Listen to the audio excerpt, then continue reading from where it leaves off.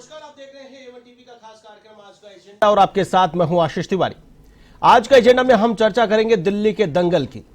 दिल्ली के दंगल में मतदान हो चुका है और मतदान के साथ ही अब एग्जिट पोल ने दिल की धड़कनें बढ़ा दी है। एक और जहां आम आदमी पार्टी लगातार सत्ता में आने का सपना संजोए बैठी है, तो वहीं दूसरी ओर बीजेपी की उम्मीदों को पंख लगा दिए हैं एग्जिट पोल ने। इसी पर चर्चा करेंगे। चर्चा करने के लिए मेरे साथ स्टूडियो में मौजूद हैं बीजेपी प्रवक्ता जयपाल सिंह मांडोता जी, आपका बहुत बहुत स्वागत है। आम आदमी पार्टी के प्रवक्ता अमित शर्मा लियो, आपका भी बहुत बहुत स्वागत है।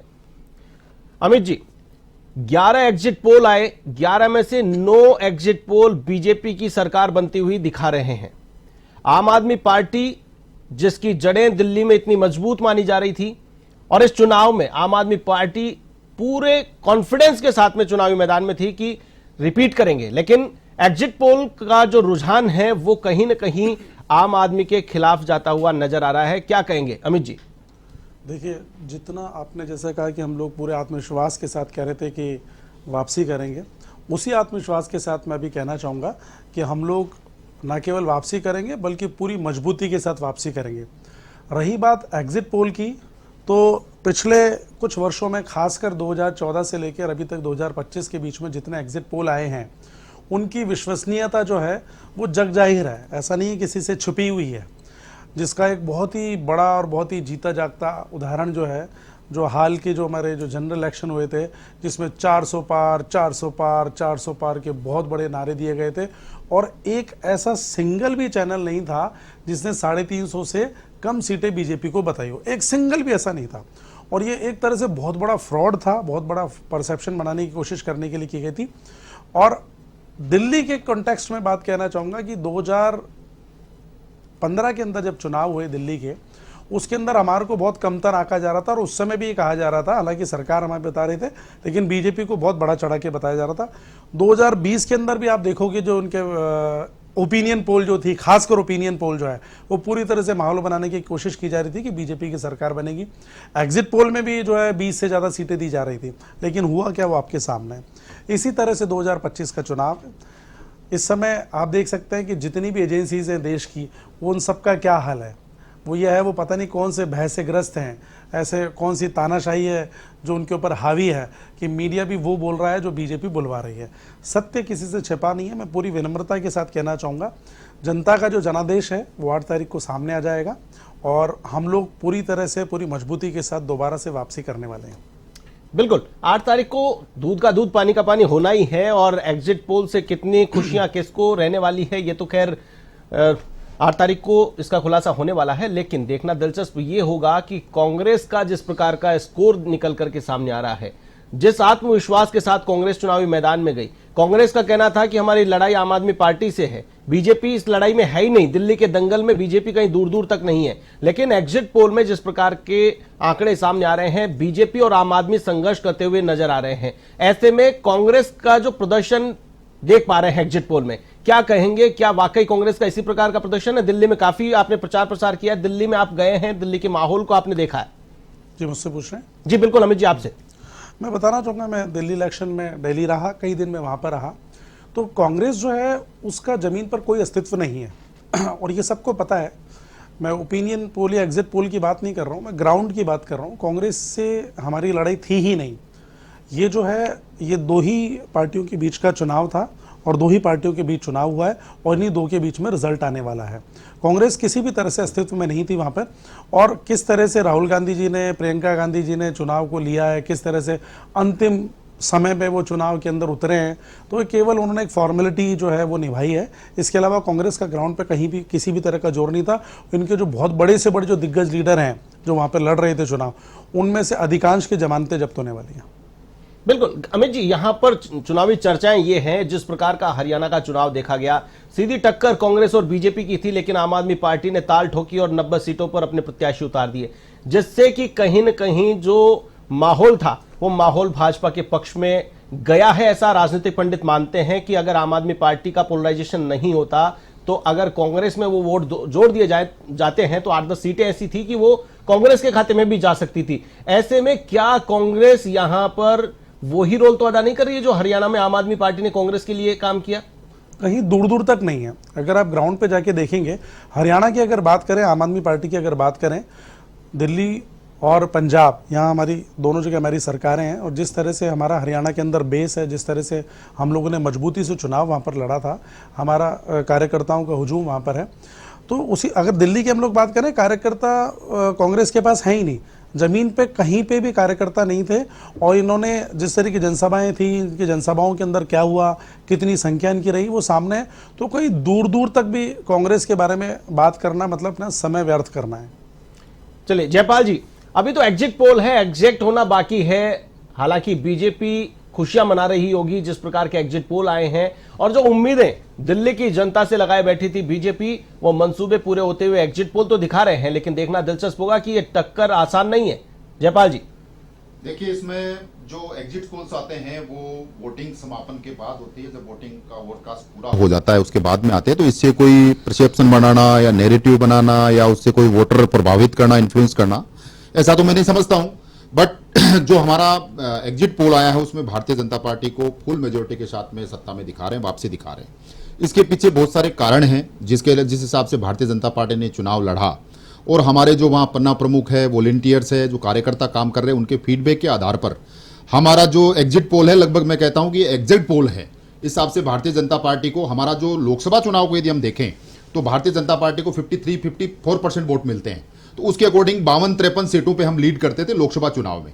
तो भारतीय जनता पार्टी का जो आकलन है कि 50+ यानी फुल मेजोरिटी के साथ में आसानी से भारतीय जनता पार्टी दिल्ली में सरकार बना रही है।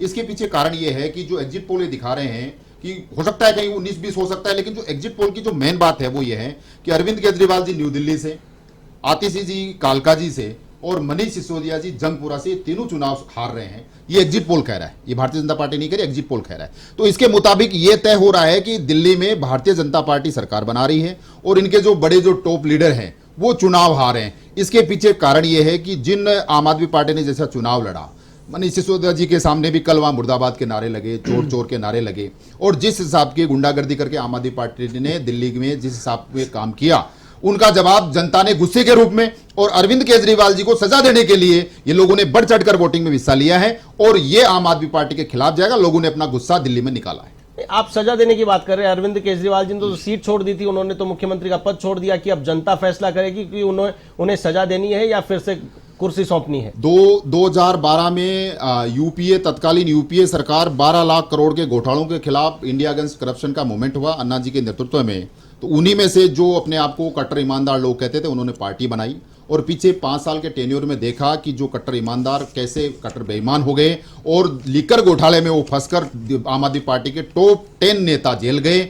और मैं समझता हूं जो ये कहते थे कि हम लोकपाल लेके आए, लोकपाल का ले नहीं लेते हैं, यमुना को साफ करने की बात करते थे, यमुना का ये नहीं लेते हैं, वो लोग आज अपने वादों की खिलाफी की, और उसकी सजा दिल्ली की जनता ने कि वो अरविंद केजरीवाल जी कहां है, वो गंगा में, यहां पे यमुना में आके डुबकी लगाए, खोजते रहे लेकिन वो मिले नहीं, उसकी सजा दिल्ली के लोगों ने अरविंद केजरीवाल जी को दी। आपने एग्जिट पोल को मान लिया, दिल्ली का एग्जिट पोल है, और आप मान रहे हैं कि एग्जिट पोल एग्जैक्ट पोल है। आपने हरियाणा का एग्जिट पोल नहीं देखा, आपने महाराष्ट्र का एग्जिट पोल नहीं देखा? हमने हरियाणा के टाइम भी, दिल्ली का इसलिए कह रहा हूं कि दिल्ली में जो हमारे वोट परसेंट है, जो लोकसभा में हमने लिया है, जो ऑलरेडी 6 महीने पहले हुआ है, उसके बेस पे कह रहा हूं कि 53% वोट मिले, 52-53 सीटों पे हमने लीड की, उसी के आधार पर मैं कह रहा हूं। और हमारे जो वहां वर्कर्स काम कर रहे थे, हमारे पन्ना प्रमुख है, हमारे बूथ के कार्यकर्ता है, जो ग्राउंड पे काम कर रहे हैं, उनके फीडबैक के आधार पर कह रहे हैं कि दिल्ली के लोगों ने आम आदमी पार्टी के खिलाफ गुस्सा निकाला है, और भारतीय जनता पार्टी को सुशासन और राष्ट्रवाद को वोट करके भारतीय जनता पार्टी 50+ सीटों पर जीत रही है। गुस्सा निकाला कहां है? वहां तो वोटिंग परसेंटेज जो है वो घट गया है, गुस्सा निकालना तो वोटिंग परसेंटेज बढ़ चढ़ करके सत्ता परिवर्तन के लिए वो आम आदमी पार्टी के खिलाफ है। अब लोग आम आदमी पार्टी के वादों से निराश हो चुके हैं, इसलिए दिल्ली के लोग वोट करने नहीं निकले। जो आम आदमी पार्टी के खिलाफ वोट थे वो घरों से नहीं निकले।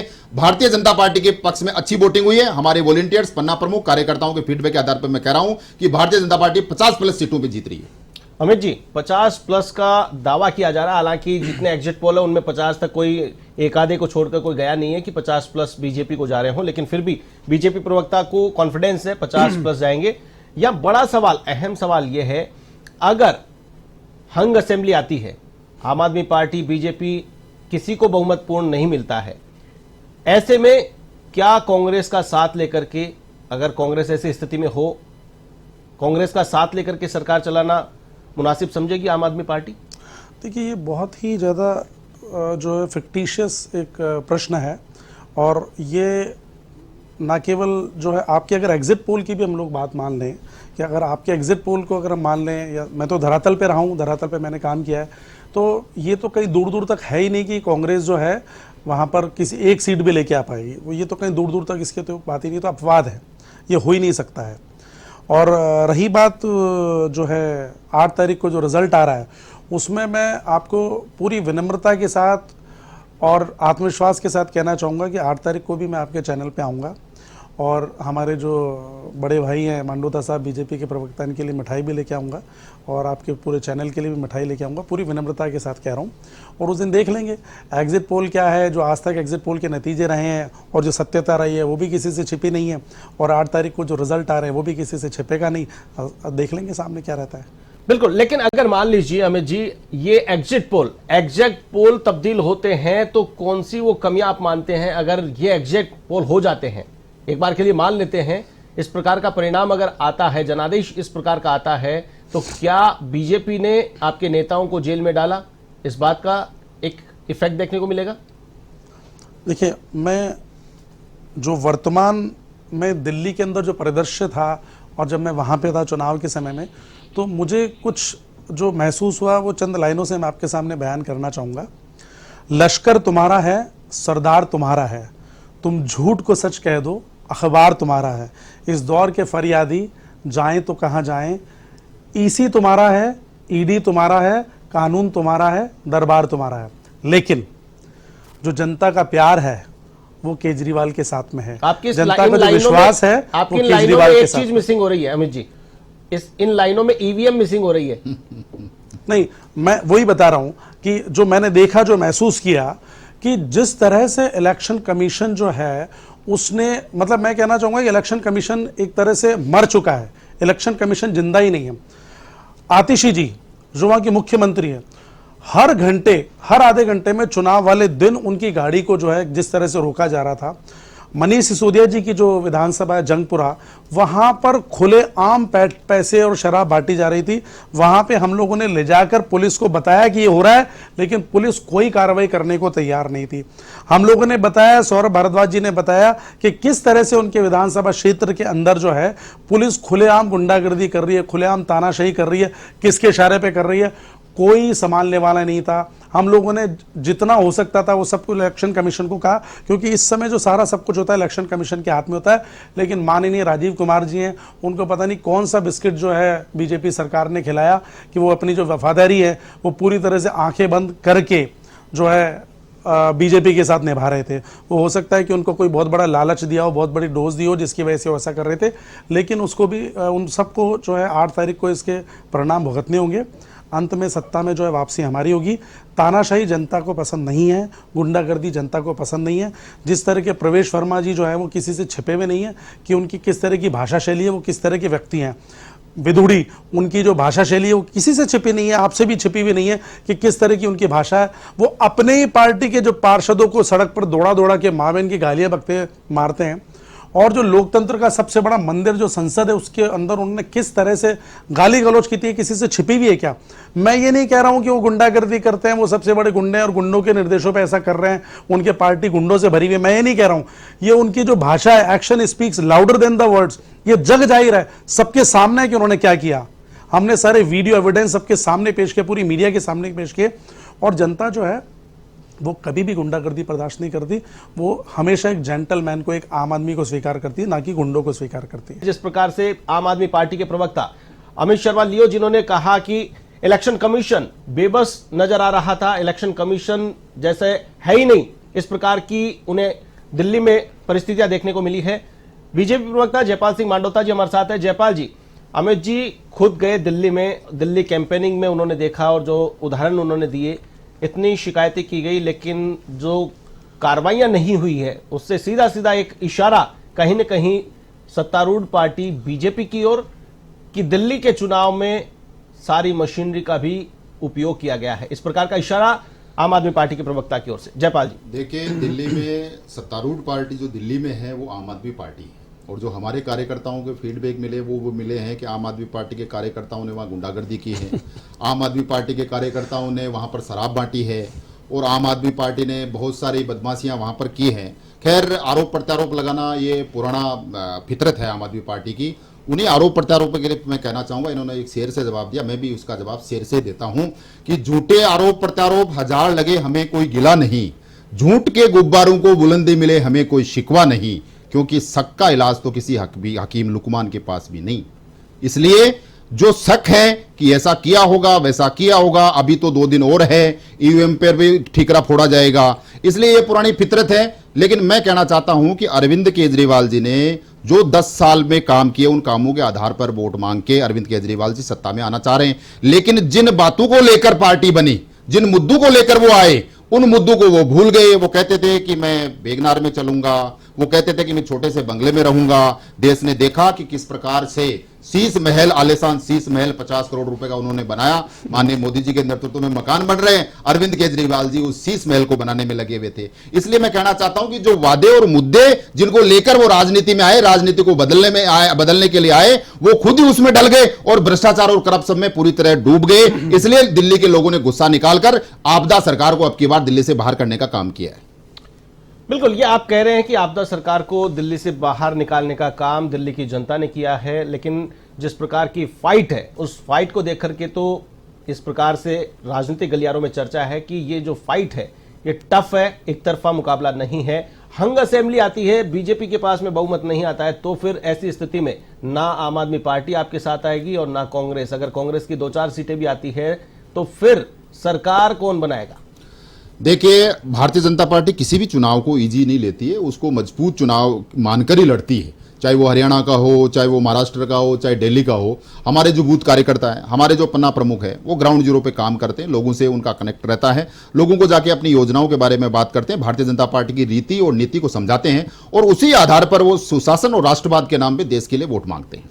अब भारतीय जनता पार्टी ने जो काम किए देश में, उन्हीं कामों के आधार पर जो दूसरे प्रदेशों में हमारे काम हो रहे हैं उनके आधार पर दिल्ली में है। दिल्ली के लोगों ने आम आदमी पार्टी को सजा देने के लिए, आम आदमी पार्टी से बदला लेने के लिए अब की बार वोट किया और जमकर वोटिंग की है। इसलिए मैं प्रत्यक्षम किम प्रमाणम कि भारतीय जनता पार्टी को 6 महीने पहले 53-54% वोट मिले थे और उन्हीं वोटों के आधार पर 50+ सीटों का मैं दावा कर रहा हूं और वो दावा 8 तारीख ज्यादा दूर नहीं है। इसलिए मैं कह रहा हूं कि 8 तारीख को सने सने देखिए आप, धीरे धीरे क्या होता है। 8 तारीख को जब पेटियां खुलेगी, भारतीय जनता पार्टी के साथ में अभूतपूर्व मत तो समर्थन मिलेगा और भारतीय जनता पार्टी दिल्ली में सरकार बनाएगी फुल मेजोरिटी के साथ।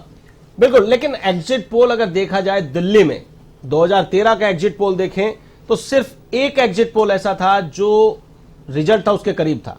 बात करें 2015 की, सारे एग्जिट पोल गलत निकले, टोटल एग्जिट पोल उलट निकले।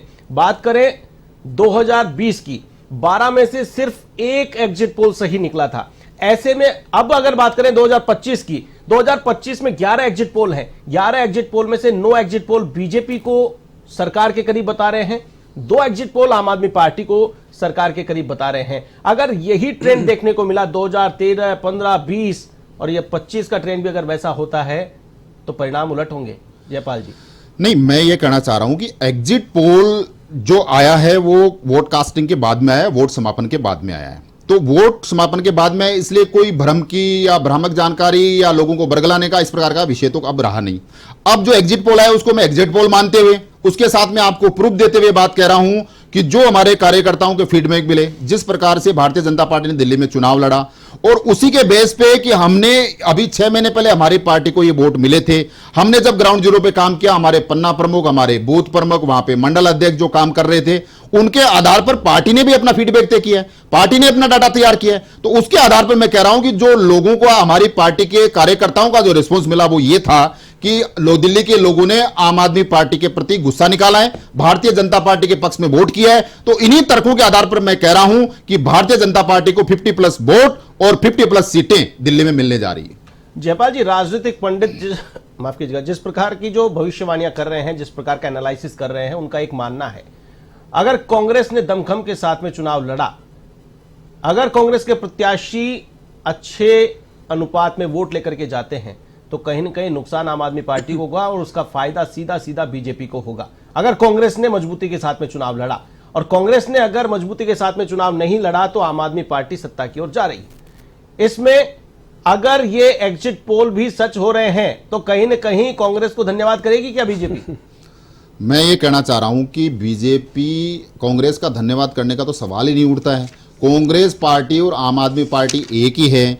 इन्होंने 2013 में अरविंद केजरीवाल जी सौगंध खाते थे कि मेरे बच्चों की मैं सौगंध खाता हूं कि मैं कांग्रेस के साथ सरकार नहीं बनाऊंगा। फिर साथ में सरकार बनाई, फिर इन्होंने साथ में चुनाव लड़ा, इंडी गठबंधन में ये रहे। इसलिए अब भी दिल्ली में राहुल गांधी जी, प्रियंका गांधी जी, खड़गे जी लास्ट के 3 दिन जो मेन सीटें थी उन्हीं पे आए वो।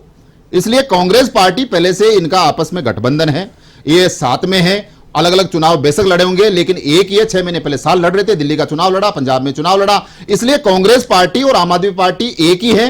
भारतीय जनता पार्टी अपनी जगह है और इनका दोनों से सामना किया है, इसलिए दोनों एक है। दोनों ने आप देखिए, मैं केवल 3, 4 या 5 सीटों को देख लीजिए आप दिल्ली की, जिन पे ये बड़े नेताओं का, कांग्रेस के नेताओं का मैंने नाम लिया, उनमें चुनाव प्रचार करे। वो पिछले 1 महीने यानी फरवरी में आए, वो पूरे जनवरी के अंदर कांग्रेस का कोई कैंपेन वहां नहीं दिखा। इसलिए पहले से तय था कि आम आदमी पार्टी और कांग्रेस एक ही है, दोनों ये मिलकर चुनाव लड़े, केवल चेहरे अलग हैं, इसलिए दोनों मिले हुए।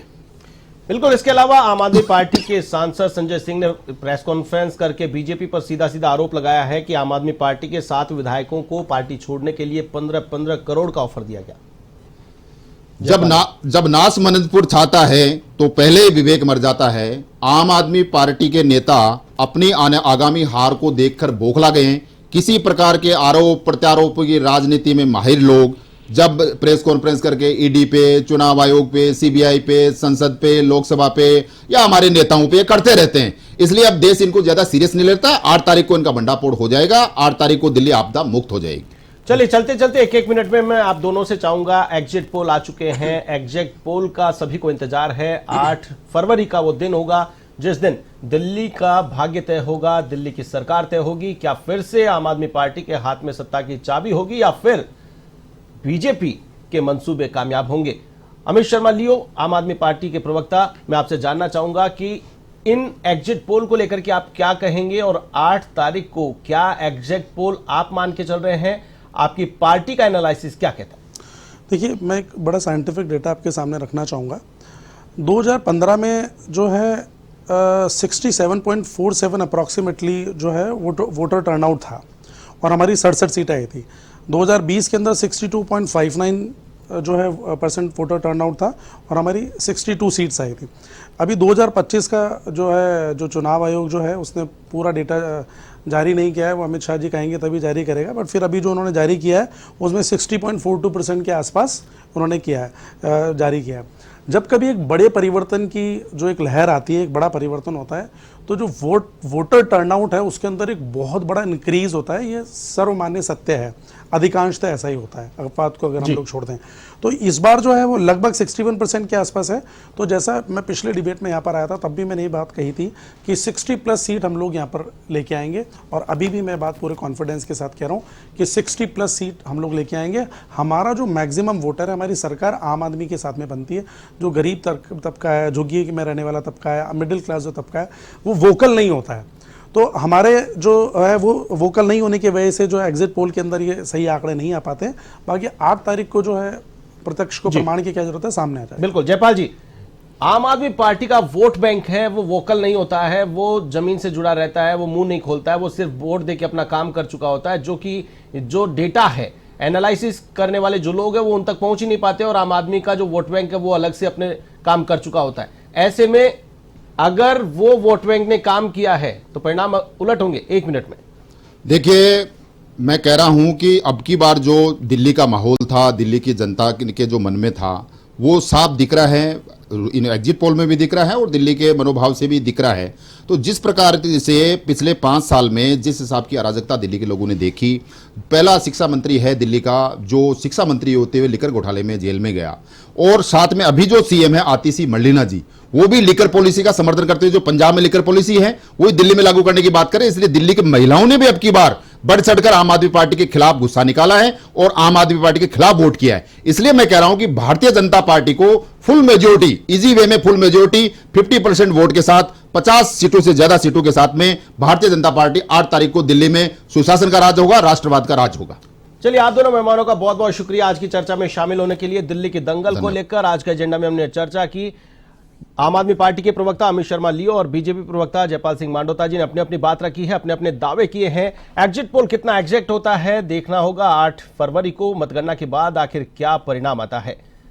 आज का एजेंडा में फिलहाल के लिए बस इतना ही। मुझे दीजिए इजाजत। नमस्कार।